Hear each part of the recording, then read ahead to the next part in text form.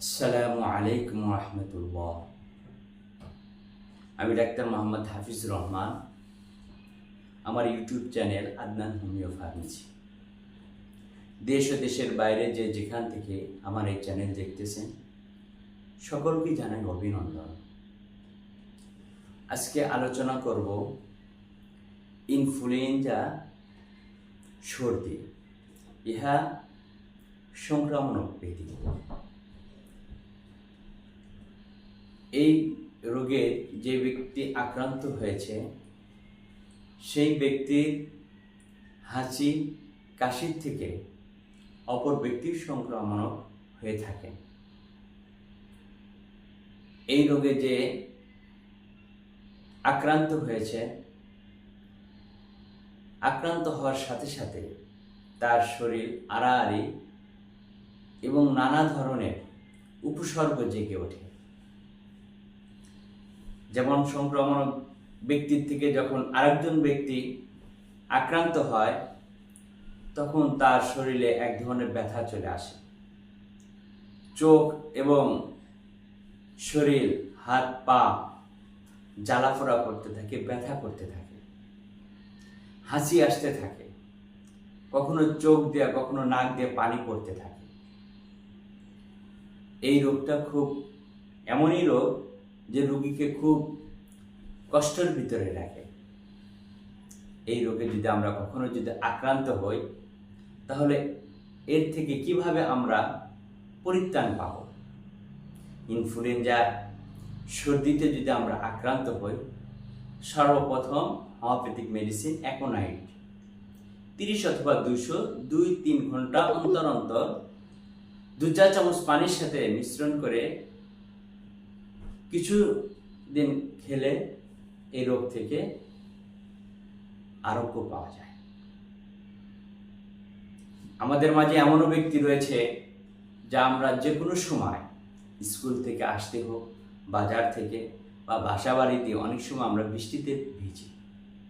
বৃষ্টিতে ভেজার কারণে এই রোগে আক্রান্ত হয়ে পড়ি। মনে রাখবেন, যদি কোনো ব্যক্তি যদি বৃষ্টিতে ভিজে, যে কোনোভাবে পানিতে ভিজে সে যদি এই সর্দি ইনফ্লুয়েঞ্জাতে আক্রান্ত হয় তাহলে রাস্টক্স 200 অথবা 30 2 চা চামচ পানির সাথে সকালে, দুপুরে, রাত্রিতে সেবন করলে ভালো ফলাফল পাওয়া যায়।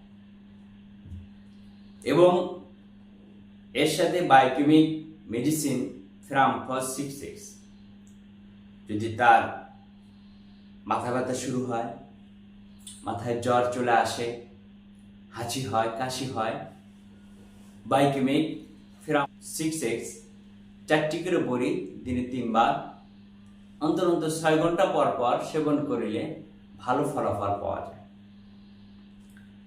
এমনকি এই ওষুধ, হোমিওপ্যাথিক ওষুধ এবং বায়োকেমিকের ওষুধের পাশাপাশি রিকোয়েস কোম্পানি R9 যদি সাথে প্রয়োগ করা যায়, যদি কাশি থাকে, কফ জমে যায় বুকের ভিতরে, খুব ভালো একটি মেডিসিন, কম্বিনেশন মেডিসিন।